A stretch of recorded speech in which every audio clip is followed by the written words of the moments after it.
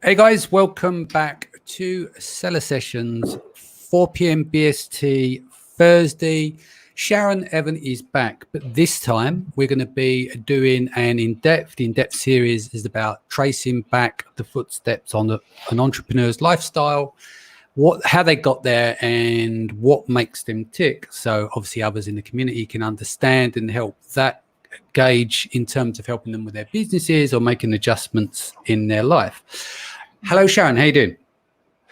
Hi, Danny. I'm good. How are you? It's so weird to be here on my own. I'm usually here with other people. Exactly. Do you want to let people know what you're up to this week? Only for the fact that I need to share these to the groups for a few seconds, and then we'll get on with your in-depth. This week specifically, first of all, if you don't know me, I'm Sharon Evan, and I sell on Amazon, and I also do YouTube and other things. And this specific week, I had my first call with my new product research workshop, which was me doing product research live for the first time ever, which was kind of cool. What else have I done this week? I've been a mum this week. I have put out a lot of fires this week because people were panicking because of Amazon's new restrictions. Yeah. That's me. That's probably what I've done this week. Cool. The exciting stuff. That's the exciting stuff, putting out fires. That's what most entrepreneurs do. That's what I spend a lot of my time doing as I work on the businesses rather than in the businesses. So that's generally me. But now it's about you. So let's take it way back to your childhood. So where are you originally from, where you're residing now? So I was born and raised in New Zealand. Yeah. I live now in Israel. Mm-hmm. But my parents they're Israelis who moved to New Zealand. Yeah. So I was spoken to Hebrew at home, and I spoke in English outside of my house, and in general I spoke in English, but my parents spoke with me in Hebrew. Right, gotcha. All right, so let's talk about these early foundations. Talk to me a little bit about when you was younger, like your experiences that got you the bug to be an entrepreneur. If you started, not everyone started early, but some people, they had that guidance, or it was their natural reaction or their instinct. They've always wanted to be an entrepreneur, and they're selling stuff on their doorstep and all sorts. So talk to me about some of your early experiences in terms of in your childhood that would lead to business. So it starts really young for me. I feel like I was born an entrepreneur, and after this, you'll understand why. So my dad was, or is still alive, not was, is like his parents, he grew up with, his dad was a Holocaust survivor. Mm-hmm. So his dad was very not stingy, but money, like the type to hide money everywhere, always to make sure that they never would squirrel the money away, as my mum would say. Just to make sure he never went hungry. They went through some traumatic things when he was his dad as a child. Mm-hmm. So my dad, and then his mom was really street smart, but not academic smart, street smart. And my dad was extremely street smart. Like, he's the smartest person I know, to be honest. And from a very young age, so we were in Israel, and ever since I can remember, my dad was always flipping, buying low, selling high. And he had an Israeli accent. So when he would call up, this is back in the days where you would have a newspaper and you'd see a TV for sale, and then you'd call them up and buy it like that, go and get it. So I, at the age of 10, was already doing those phone calls instead of my dad. He would teach me what to say on the phone, what questions to ask, because he would feel that if the person on the other end, like in New Zealand, was hearing a Middle Eastern accent, that they may not want to work with him or whatever. So, and I obviously had my Kiwi accent, so I don't know how I sounded when I was 10. I'm sure they could tell I was a little girl, but so I was already doing all of the negotiating, and because he'd already taught me how to do that. So talk me through some of the techniques that he discussed with you. Oh, I can't remember, to be honest. To be honest, because I knew that we were going to be doing this, I had to dig deep. I've blocked a lot of my childhood out And I had to really dig deep to remember things. I can't really remember. I just remember him really teaching me about confidence and sounding confident on the phone. And I think he would teach me also about the TVs and about I just remember having a garage full of TVs. And my dad's really good with his hands as well. And he would fix stuff up and he would sell it. Like, he's the type of person who would buy a cheap car, do it up, sell it for thousands more. So he would teach me also about that specific thing. And he would also teach me about like whatever the product was, basically. Yeah. I also remember like when we'd travel around New Zealand and we would like go to motels. I remember like I would go into the hotel or the motel and ask all the questions, like how many bedrooms, blah, blah, blah, all that kind of stuff. So I was always like the front side of the of everything.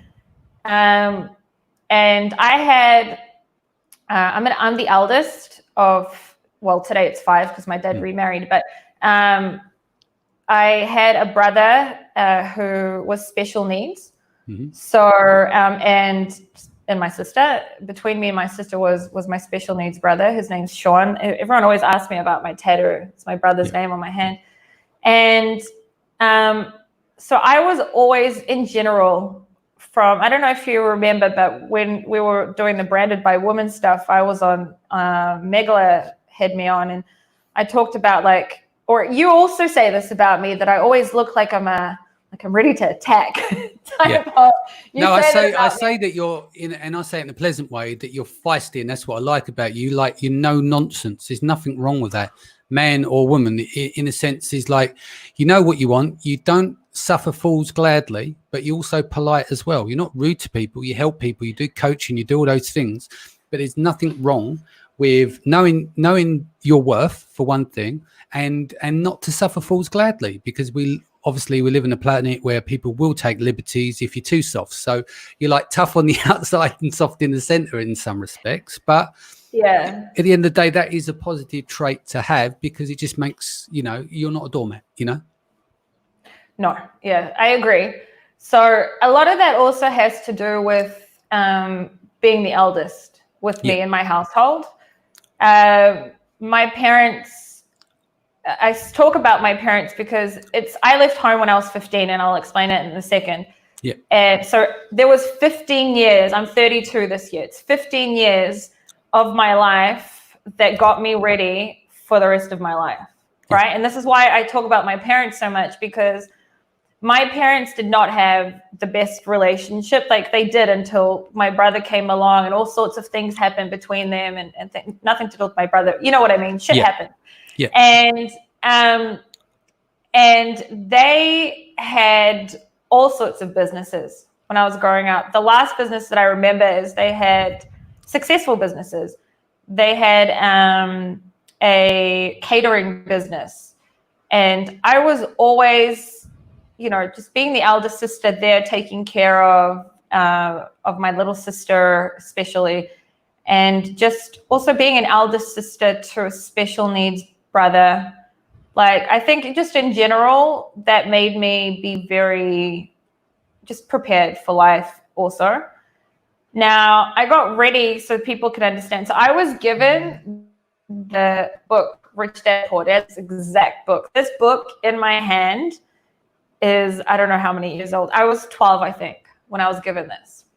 I don't know many 12-year-olds that were given a book like this at the age of 12. So I grew up with a father who always used to say to me as a little girl that he's not teaching me to be like him, but he wants him to be better than him. So that book was Rich Dad Poor Dad, right? Because you just showed Rich Dad Poor Dad. Yes, it's only for the benefit of the people play back on the podcast. Yeah, no, I read that 10 years ago. So 10 years ago, I would have been, 34? And you done it at 12. And that book changed my life. Yeah. Me being given this at 12 can tell you the types of teachings I had. I always say, when people ask me, because I didn't go to university, I always say I didn't need university. I had my dad's university. Like, my dad, at a very, very young age, I was taught about money and about investing. And I sometimes say, I'm being careful how I put it, because I can see my dad liked this. He might be watching this. So I do say that, like, I was brainwashed into entrepreneurship at a very young age. Like, there was no other way. There was nothing else I ever imagined me doing. I always knew that I'd be an entrepreneur no matter what. And there's many different things that I've done in my life that we'll speak about. But just so people get an understanding, I put up, am I still sharing that picture with you? No, it's not on the screen at the moment. So do you want to share? Yeah, so people can understand what I was taught. In the meantime, do you want to say your hellos, Danny? Go on, get that up on the screen. Let's get that sorted first, and then I'll do some hellos. Because, once I start talking, you'll be fine. It doesn't stop. Okay, here. So I'm sharing screen. Give me a second. And then I'll bring it up into the feed. Okay. Okay. Can everyone see that? Yeah. So do you want to, for the benefit of the podcast listeners who won't see the screen, do you want to explain what's on there, yeah? Yeah. So I have a folder of all of my dad's teachings as a little girl. And this is my dad. Like, there's spelling mistakes here. Let's remember that my dad's at the time, he was only speaking English for not that long.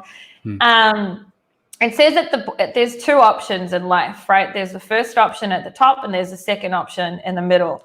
And at the top, it says that you can, from the age of 14 until 21, right, learn. It doesn't matter if you're learning at school or if you're learning a skill or whatever it may be. And then from the age 21 until 45 years old, you're actively working on your business, right? I was always taught to be a business owner. And then from the age of 45 until 85, enjoy the fruit of your success. And then there's a maths thing he wrote here, 7 years of learning, 24 years of work, 40 years enjoying the rest of your life, 71 years. Yeah. And then there's the second option where you're from age 14 until 18, you just finish school. From 18 until 65, you work really hard to medium for someone else. Yeah. And from age 65 till 85, you live the fruit of your savings, not your success, the fruit of your savings, because that's what most people are taught, to just save. 99% of the planet will work off option 2. So my dad always showed me, I can't remember what he taught me at the bottom. I don't know, maybe you can try and think about what he tried to tell me about how it says one finger, two, what is that? I can't even tell what he wrote there. Maybe I can't remember what the bottom of it means. Do you know what it looks like to me? Like a set of weighing scales. So it's uneven distribution. So the big boulder at the bottom is maybe the ones that work all their life and live off their savings, or vice versa. Do you see what I mean?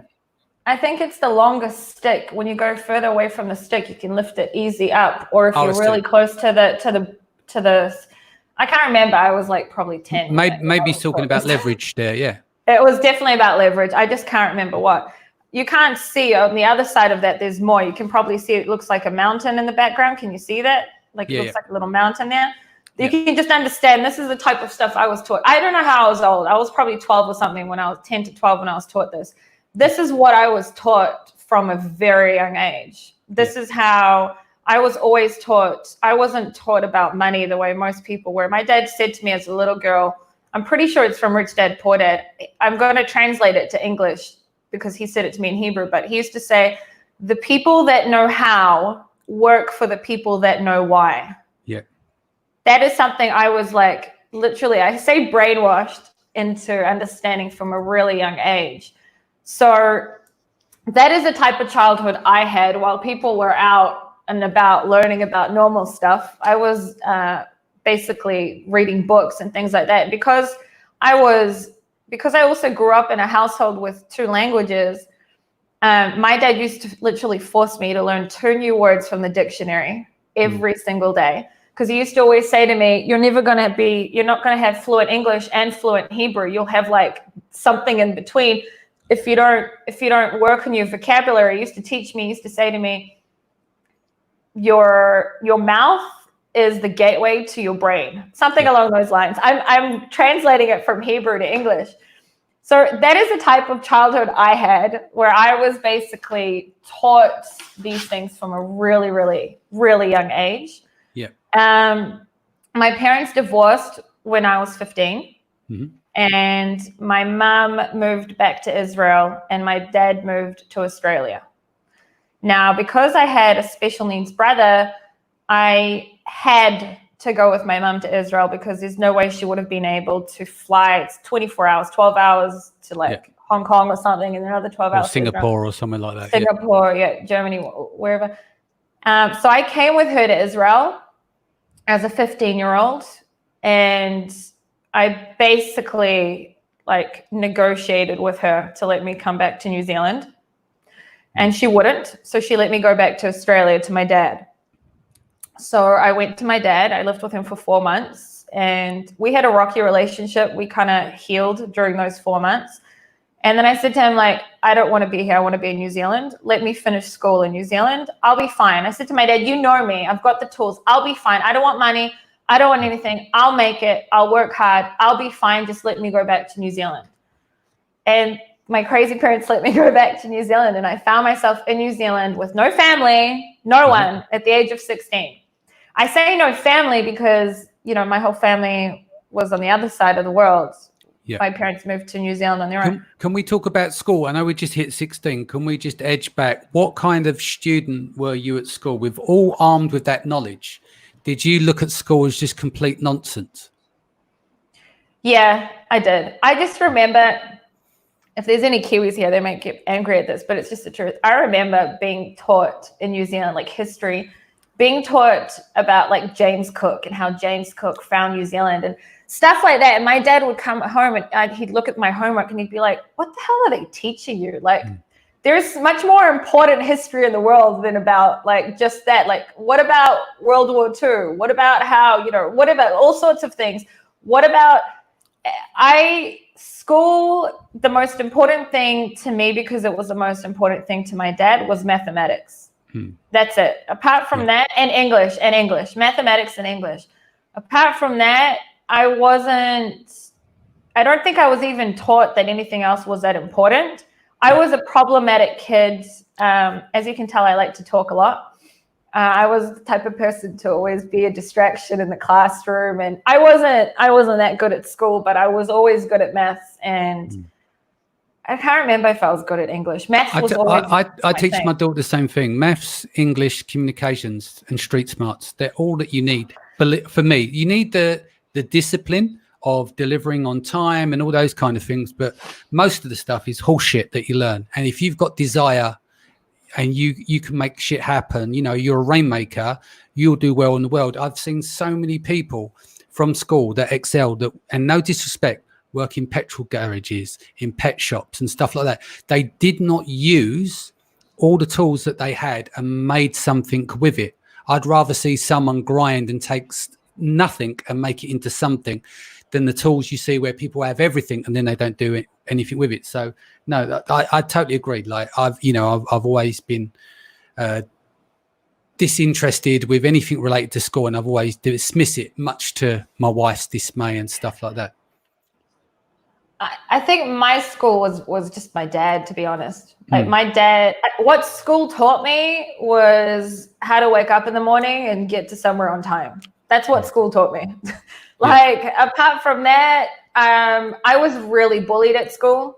I know no one in this world of mine knows this about me, but I had like a monobrow and I was a skater girl. I was a hardcore skater, and I was a boys girl. Like I was a hardcore tomboy. Yeah. I wasn't into makeup. I wasn't into anything. I wasn't blonde. My natural hair color is brown, and I was a totally different person. I was really, really bullied. How did you deal with the bullies? Did you eventually turn on them and take them to task? My dad saved me. One day, was a big story about this in New Zealand. One day I called my dad up and I said, there's about 15 girls from Howard College in Auckland. That are waiting to like beat the crap out of me after school. And my dad, the thing is, I was a martial artist as a kid, so he never understood why I didn't just stood up. Like my dad taught me, you don't take the first punch, but if someone punches you, kick the shit out of them. Like you're the one to finish it. And when money time came and it was about to happen, when it was going to happen, I called him up to come save me, and he did. He came into my school. He he like took the girls out of the class and he screamed at them that if they ever lay a hand on me, that they'll, you know, he sat in jail for a night for doing that. But he came and saved me, and I moved school. I moved to a private school because of that. And ever since then, because my dad sat in jail for a night because of that, he was really angry at me too. He did it as because there was nothing else to do, because he tried to go to the police and the police didn't help. He tried to go to school and school didn't help. No one helped. He did it because he had no other choice. But he was like, I remember he was like, why didn't you just stand up to them? Because I'm strong. Like, I can kick the shit out of anyone. I'm really strong. And he was like, why didn't you? And I just remember ever since then, that's when the real tough side of me came out, where I was like, okay, I can't rely on someone else to come help me. I need to learn how to stand up for myself. But then I moved to like a private school, and everything changed. I became popular, and I was, you know, everything changed. But that was a school part of it. But when my parents let me go back to New Zealand, right? So I was 16, and I was in we call it New Zealand high school. I finished school. I was living on my own from the age of 16. I finished school. I stayed at school. I started my first business when I was 16. Yeah. So I'll tell you about that. But I finished school. I stayed until school on my own. I wasn't always at school, but I have, you know, I have 12 You went in years for registration, yeah. On my last year of school, so in New Zealand, it's you've got 13 years because you start a year earlier than most countries, I think. On my last year of school, I was probably at school for like 57 days, but I still got, I don't think it was straight A's, I can't remember, but I still, like, I did pretty well without even being physically at school. But the question really is like, how was a 16-year-old surviving on their own, right? Because I was living on my own. So in New Zealand, I think trademe.co.nz started in like 1999, I think. TradeMe is where my online life started. So trademe.co.nz is like the eBay of New Zealand. I don't know how it is today. I just know how it was when I was 16. And I just remember my dad always taught me when I was a little girl to protect my eyes, because the UV rays in New Zealand are really, really strong, and they can really hurt your eyes. And I remember that I was like sitting, I was like, hey, what am I supposed to do to survive? I had like no money, finding myself in a country on my own. So I started importing sunglasses from America and from China. I still remember, I think of the websites like ctwholesale.com or something like that. And I would import sunglasses and sell them on TradeMe.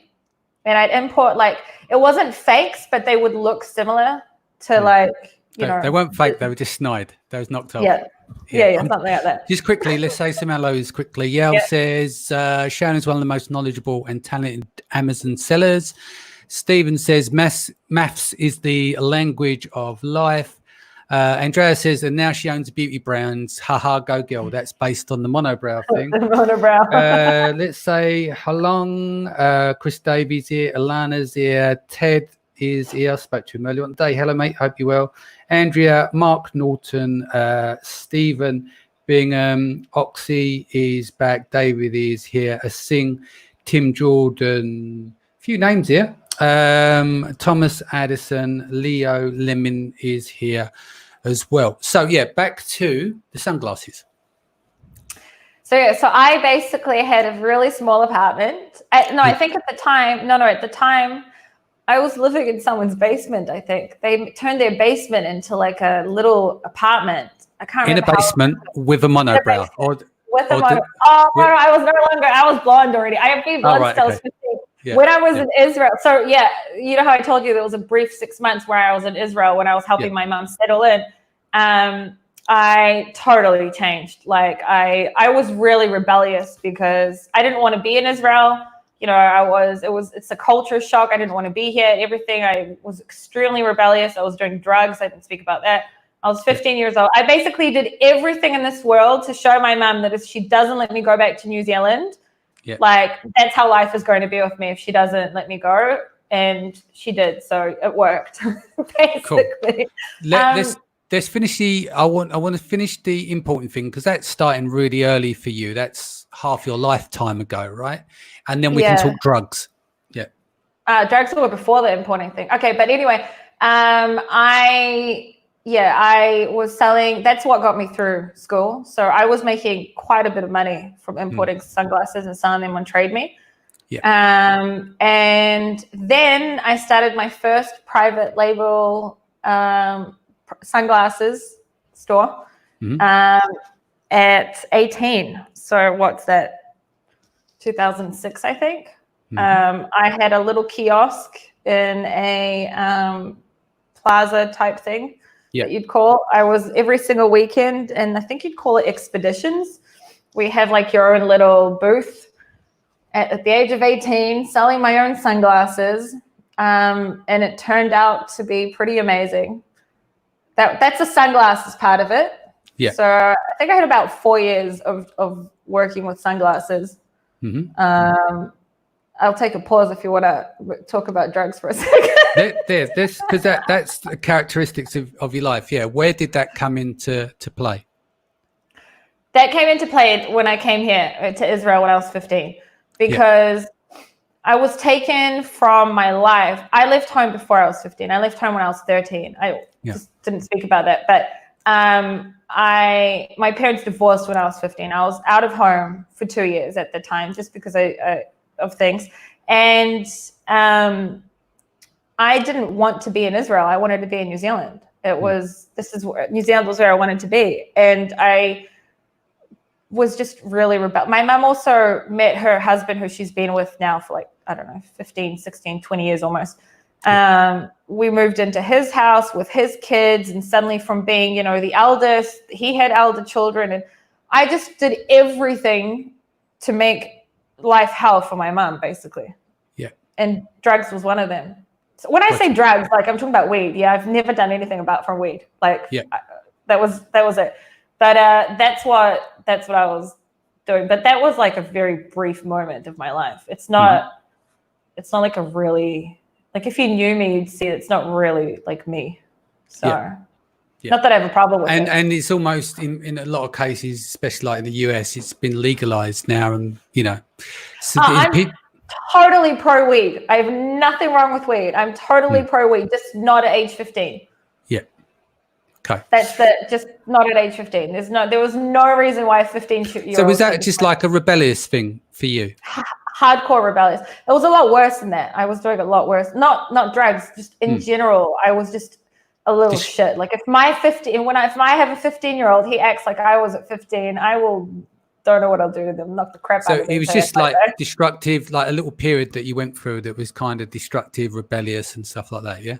Because I wanted to go back to New Zealand. I didn't want to live in Israel. I did not want to be in, my parents just divorced. There's suddenly a new guy in my mom's life. Not in a, like, they're up there today. Like, I love my stepdad today very much. But at the age of 15, it was like, well, who are you trying to be my dad? Like, it was a totally different, 15-year-old type of.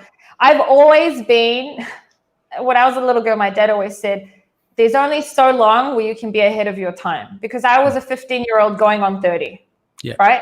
You can't say it about me today. At 32 today, you can't say it. I can no longer say I'm like a 40-year-old, right? Like it doesn't work anymore. But it doesn't compute.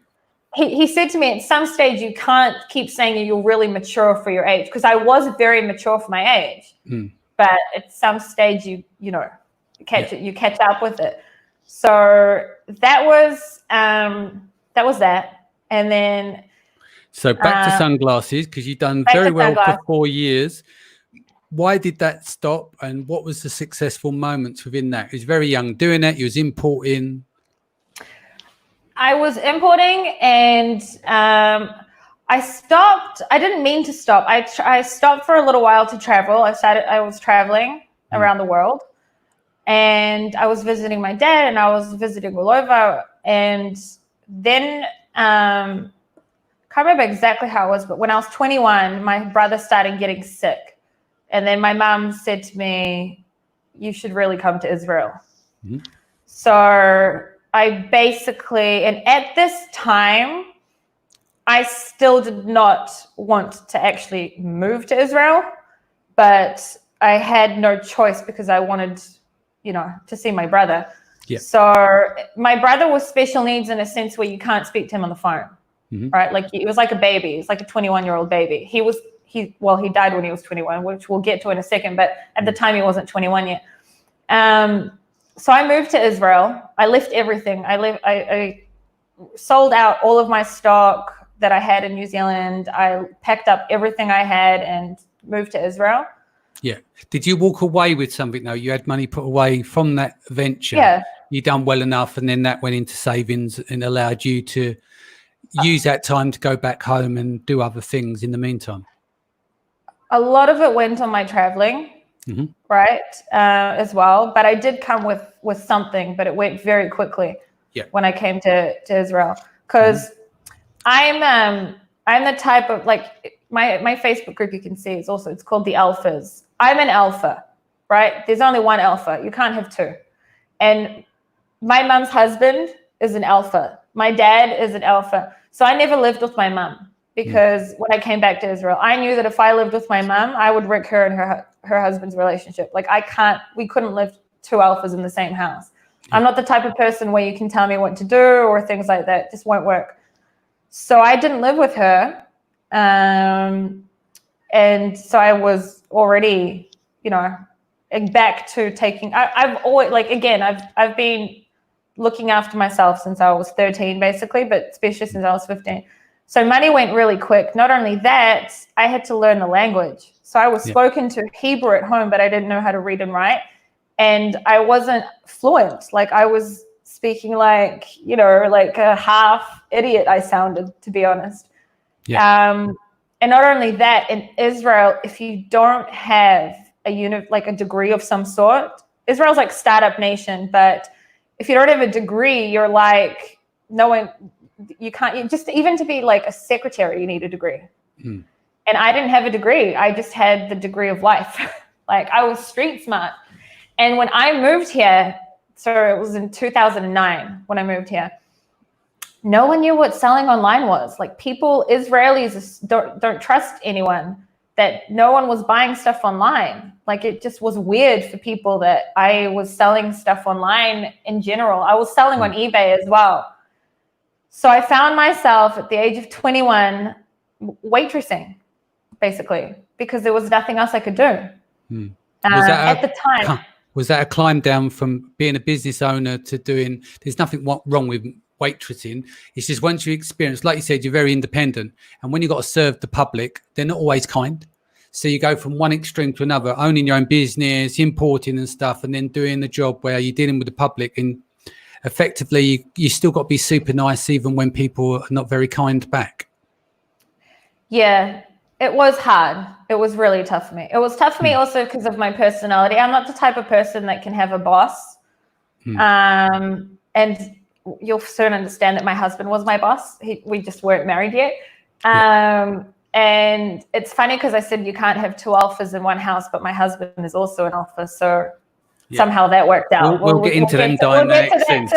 So I first started waitressing at a beach in Israel. Also, I forgot to say that I was really overweight. When I moved to Israel, I was like 95 kilos.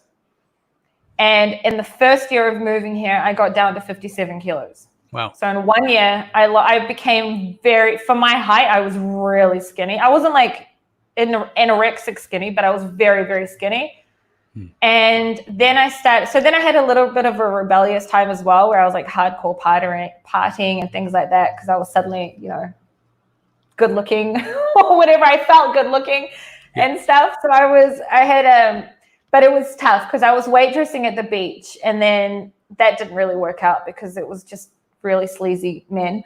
So from the beach, I moved to a restaurant where I was waitressing, and it was very difficult for me because me, a waitress at the time, like to me, it was like a downgrade. And today, I would do it again if I had to, if there was nothing. I'm the type of person where no matter what. Well, it makes you humble. And that's the thing. And sometimes you have to take a step backwards in metaphorically, take a step backwards to go forward again, and you appreciate. So every day that you don't want to get out of bed, and every day you are lazy and everything else, you think back to those days. Do I want to go back to there and start again and build all the way back up? So you can use it as drive and fuel, can't you?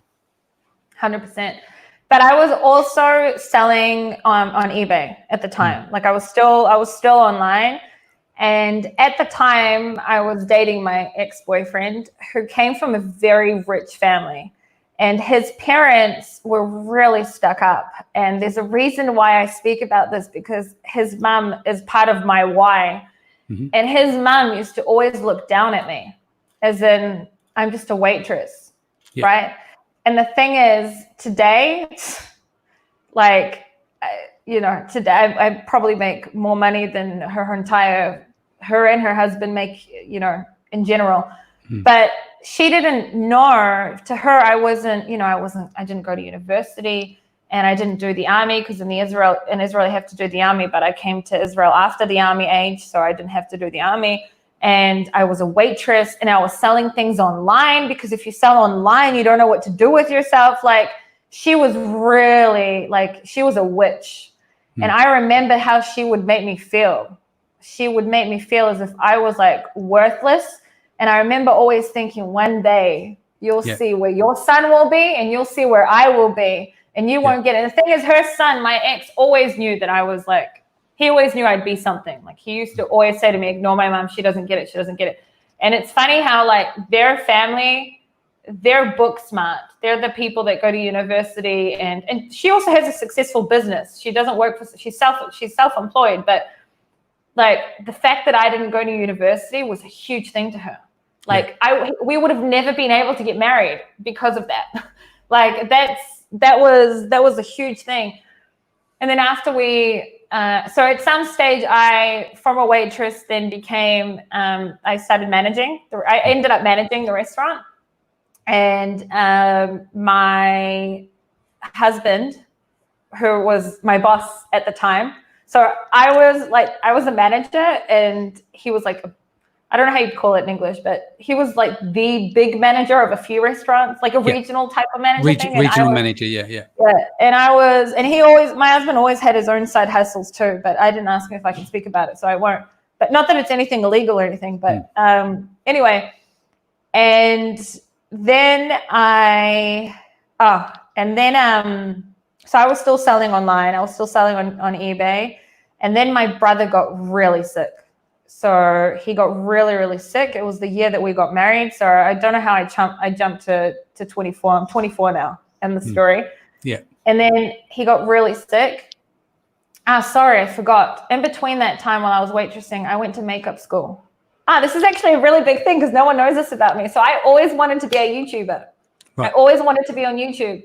And I wanted to have my own makeup YouTube channel. And I went to makeup school, not to learn how to be a makeup artist, but because I thought that if I wanted to be a YouTuber for makeup, I had to go to learn. And then I found that, like, there's no way that I could be a makeup YouTuber, because then people would think that I'm like some, I don't know, like bimbo type of thing. That's how people were reacting to it. So I decided not to do it. And then I was just really looking to, how do I get back to online, right? Because eBay wasn't enough. It was just like, I was always running after, like buying and selling. I was always, it also wasn't. You're in the hamster wheel. There's no consistency, because you're looking for the next pallet, basically. Exactly. And that year, I started my first online store in Israel, which was called Lionesta. It was a clothing store, which I never recommend anyone to get into. Clothing in your own time, just like, don't do it. And that's also the year that my brother passed away. Wow. And that was a tough year. It was a tough year. He also died on my mom's 50th birthday. Wow. So it was a difficult year. And it was also the year that I started my online store. So it was two things. It was an exciting year and a sad year at the same time. And then I was doing that and working. So I had my online store and I was working. I started working in a company, in a high-tech company. as a project manager. I have no idea how I got the job, but I did. You blagged it, did you?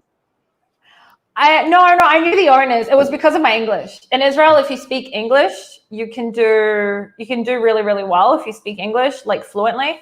Yeah. Like all Israelis speak English, but I don't have the accent. Like I've got a Kiwi accent. So I was doing that, and then I hated it. Like I just can't have a boss. It's just something about me. I can't be told what to do unless it's from my husband, where it's a different thing. Oh, how did I marry my husband? So my husband and I fell in love, basically, after my ex and I That's handy when you want to get married, falling in love. Yeah.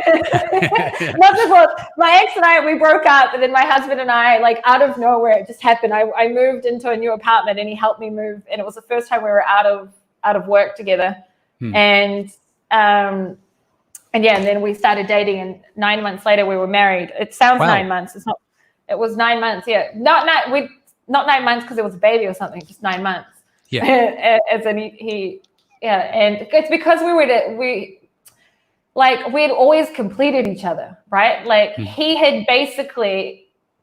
He met me when I was like this broken 22-year-old who didn't know what to do with their life, and then he basically, this is how I say it, if he's watching me, I don't care. He basically molded me into what he wanted me to be, right? He's 8 years older than me. My husband's 40 this year. And it's same thing. He also did it as a manager. He made me the type of manager that he wanted me to be. And he turned me into the type of woman that he wanted me to be.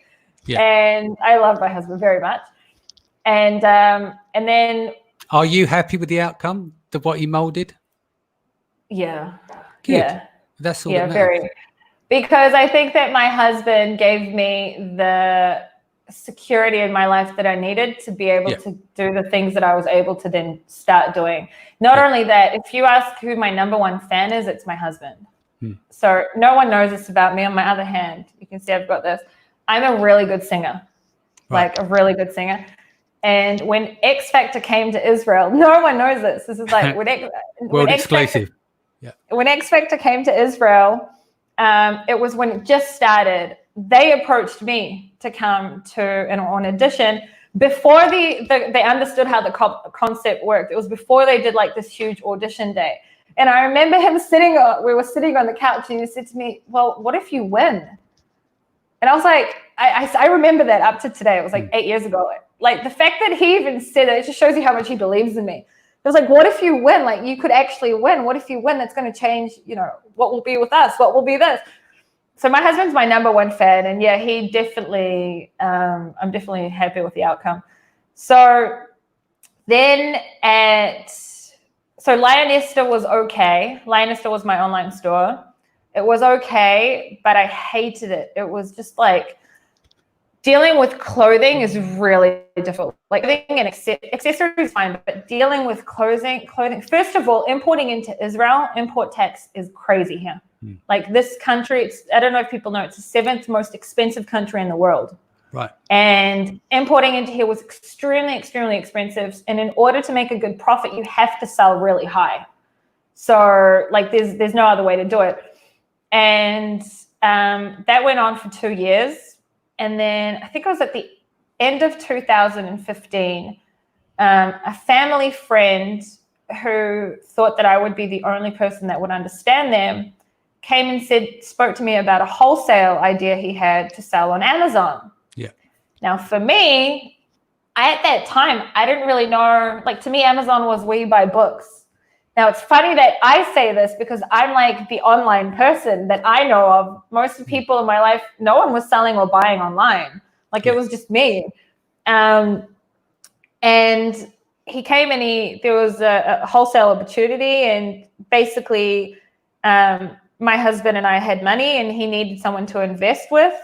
So we invested, and we were like silent investors. We just didn't know what would happen. I believed in his idea, and I was like, okay. And then one day I was pregnant, so I didn't speak about it. So my first pregnancy, I had a really late miscarriage. And that was also not that long after my brother died, which is really tough, and got through that. And then when we started the wholesale on Amazon, one day I was sitting down with a partner, and I was looking at the numbers, and I was like, holy crap, there's like a lot, the revenue's a lot here. Like, what is this? And then I started learning about Amazon just by watching YouTube, and then I took a course in Israel where you physically go and sit in a classroom and you learn about something, which is funny for me today that and I learned about Amazon. And then that's how I started to sell on Amazon. So I started in early 2016 was when we had our first private label product. I basically built it with my own two hands. And then my husband came into the picture in 2018. Yeah. He started coming into, like, it was too big for me because I was with a newborn, and my son today is 3, but I was with a newborn and I was doing literally everything on my own. And we were doing really well. Like, we scaled very quickly. We were really, well, I used luck, but it's not that we were lucky. I just didn't sleep. Basically, I had no life apart from that. The first year was just hardcore, not sleeping and just working. Yeah. And then at some stage it got too big. And then my husband came into the picture. And my husband has had successful businesses of his own. And in general, he's used to being the manager and managing from the top. And he's a problem solver. And he's basically the male version of me, just better. Okay, that's my husband. We're more or less the same person. We're like yin and yang type of thing.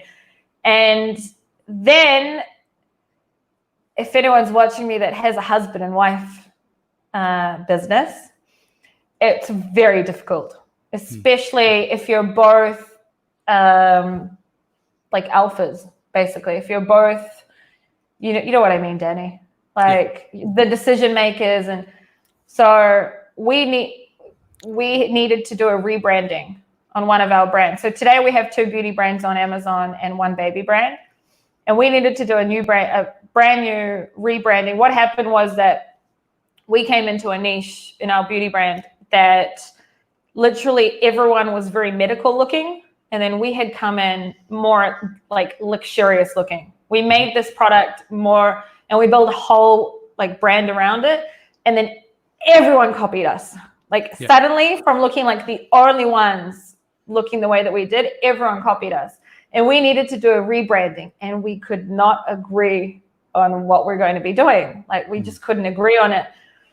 And at some stage, I went to a marriage counselor on my own. I don't know how that works. And my marriage counselor said to me, you're going to end up being really rich, but divorced if you continue this way. And then the richest person in the graveyard eventually. Yeah, exactly. Yeah. And then we had to restructure the way that we work. And then we sort of came up with a system where I'm making it, I'm fast forwarding it, but it was a lot of disagreeing. And, it's not easy in general having a business partner, but when your business partner is your husband or wife, it's a million times harder. Like, I'm speaking to you from my home office. It's very difficult to leave the door here and then leave. It doesn't work that way. Business and personal for me has been just the same thing. And at some stage I had to take a step back, which, if you know me, I've spoken to you about this before. I'm a control freak, and so is my husband. I wouldn't have noticed that. Yeah, we're both control freaks. And I had to make a decision, and we basically, he now has his stuff that he works on. I have my stuff that I work on. We have the stuff that we work on together. And that's the way it works today.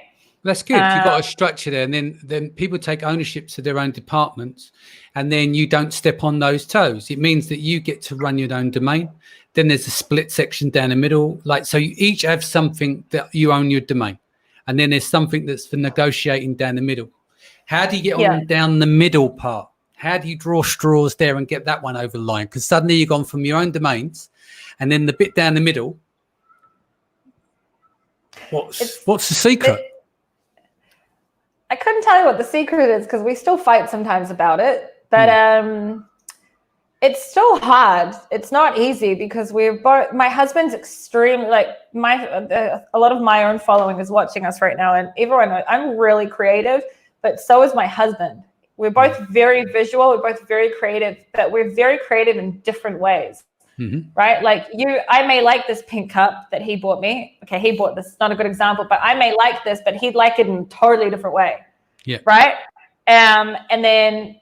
So it's still tough. We just have to, sometimes we agree to disagree. We've literally also flipped the coin in the past. Yeah. Like to make a business decision. But there's some things where I've had to learn that even if I think that it's a mistake, then I'm just going to have to step back and be like, okay, because, I think I'm a know-it-all as well, which is a tough thing sometimes because especially coming from an e-commerce background, sometimes it's difficult to take a step back and then be like, but anyway, long story short, today we have 3 brands on and off of Amazon. Yeah. And I have my coaching business, which is mine, and no one can touch that. It's just me. So my husband can't come into this. It's just me. And I'm on YouTube. And today I sit and I say to my ex-boyfriend's mum, F you. Yeah, you can say fuck you, don't you worry. Fuck you. That's basically it, where I can just sit there and that to her. And, my dad today is very proud of me, and I did way more than what he ever imagined, and I'm really proud of myself for where I am today. And cool. that's switching up a little bit. What's your darkest hour just before dawn as an entrepreneur? As in, like, what's the worst thing in the world? For me? As an entrepreneur, yeah. It's a saying, what's the darkest hour just before dawn? The one that kept you up all night, that big thing that you pulled it from the depths of despair, etc. Or you had a massive crash, but then you came back. Wow, I had so many of them.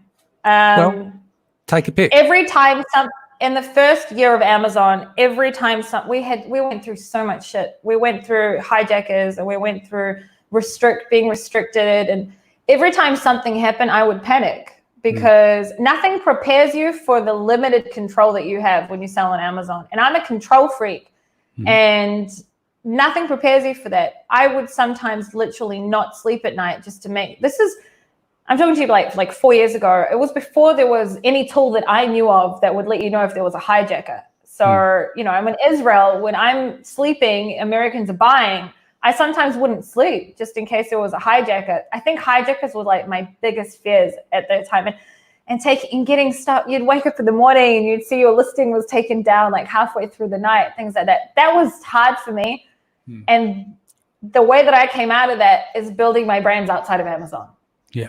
Because that was, And your greatest achievement in life?